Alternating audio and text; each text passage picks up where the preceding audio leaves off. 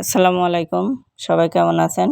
আশা করি ভালো আছেন। চলে আসলাম রান্নাঘরে। আজকে রান্না করব মুগের ডাল দিয়ে ডিম।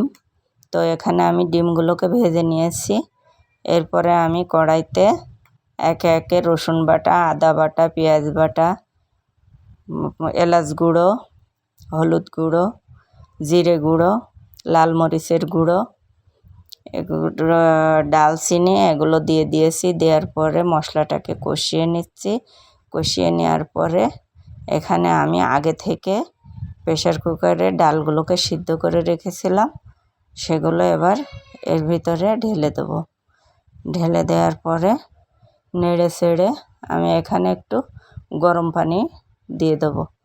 গরম পানি দিয়ে দেওয়ার পরে ডিমগুলোকে একে একে দিয়ে দেবো। দেওয়ার পরে এখানে আমি উপর থেকে একটু গরম মশলার গুঁড়ো ছিটিয়ে দেবো। দেওয়ার পরে এখানে আমি শেষে একটু ঘি দিয়ে দেব।